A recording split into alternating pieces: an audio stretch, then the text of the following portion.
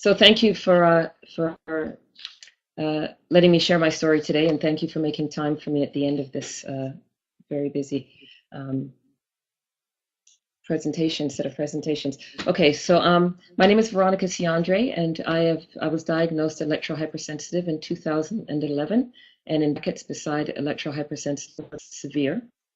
When I speak, I'm going to be sharing my story, give you sort of an experience of what it feels like, just sort of going down the path of becoming elective.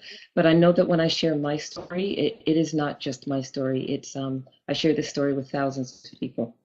So here I go. So when massive trucks pulled up directly below my 8th top floor apartment balcony and started unloading equipment onto the roof just 6 feet above my head, the superintendent told me they were installing something called cell towers to give people better cell reception and that I had no reason to worry. And I believed them. I believed him. And a week later, when I noticed an antenna at the edge of the roof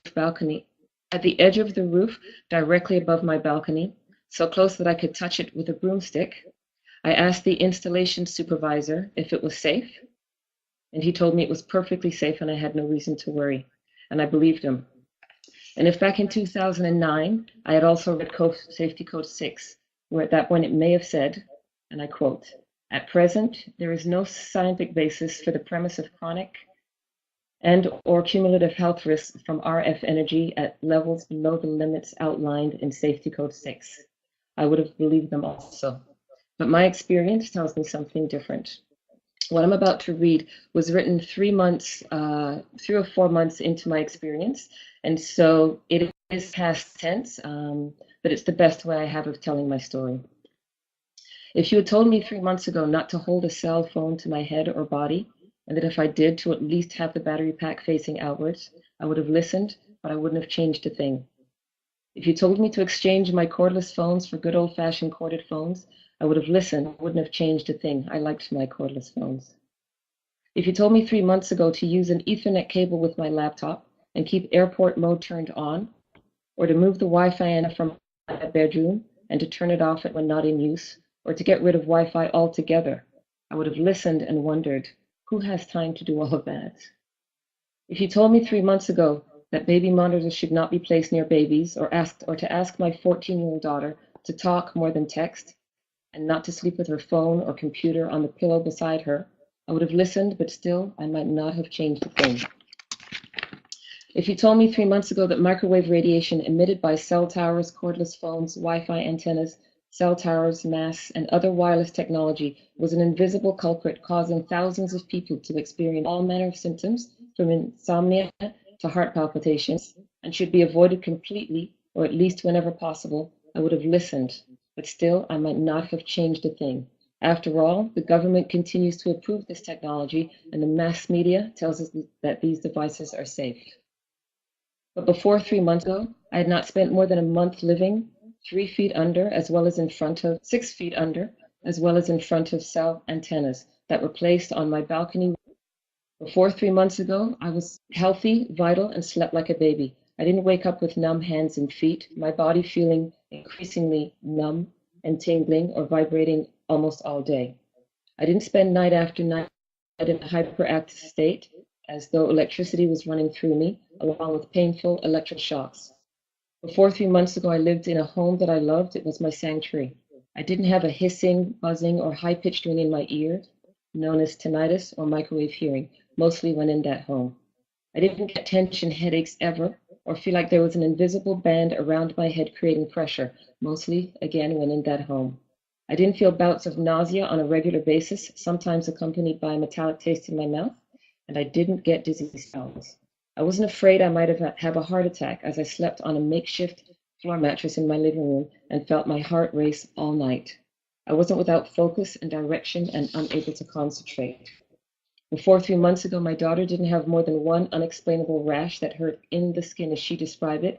She didn't have tension headaches or feel nausea and dizzy in our home. She never had sleepless nights. Before 3 months ago, I hadn't abandoned my home at the advice of someone who could have sold me thousands of dollars worth of products and equipment by convincing me that it would alleviate the situation or protect me. I'd never couch surfed with my 14-year-old in tow while trying to maintain some semblance of a normal life and schedule for her. Before 3 months ago, I hadn't researched everything I could find to educate myself about the real dangers of exposure to microwave radiation. I wasn't fully aware of cell towers and this visible wireless web that continues to be woven above all of our heads. I couldn't tell the difference between a bell tower, a Rogers Globe Alive tower, a wind tower, a Telus tower. I never heard of Industry Canada, Spectrum Canada, Safety Code 6, or a Bio-Initiative report. I hadn't spoken to Health Canada, Industry Canada, Canadian Environmental Legal Association, Environmental Health Clinic, the Environmental Health Association, the Environmental Protection Office, the Toronto Environmental Alliance, Public Health, Canadian Association of Physicians and Environment, my city councillor's office, trying to find any answers as to how safe it was to live in such close proximity to cell towers. One of them have told me it's not safe, but thankfully I have better judgment and a body that keeps telling me the truth. Before 3 months ago, I hadn't spent 15 days getting 2 hours of sleep at night because my body was still vibrating all the time, and the rest of the night in tears while feeling like I was losing my mind from sleep deprivation, combined with the physical stress of feeling fight or flight 24 hours a day. I have a clear and unpleasant physical reaction to my cell phone, the usage of cell phones by people in close proximity to me, the touch of my computer keyboard, or the experience of sitting close to the monitor for too long. I didn't feel my legs tingling and going cold or numb if I spent too much time in the same room as a Wi-Fi router. I didn't feel nauseous and have sharp pains going to my hand and at my arm if I held a cordless phone or cell phone while it was in use. I didn't feel nauseous if I sat for too long or too close to a television set. For that time, I did. Before 3 months ago, I couldn't tell you when I was standing within 2 to 4 blocks of a cell tower installation. I never thought twice about leaning on walls or in close proximity to the electrical wiring in a building, or lying on the floor above basement for the same reasons. I never had to consider the effects of my neighbor's Wi-Fi antennas and cordless phone base stations broadcasting through any wall that stood between us. Almost done. Before 3 months ago, I hadn't heard the words electrosensitive or electrohypersensitive.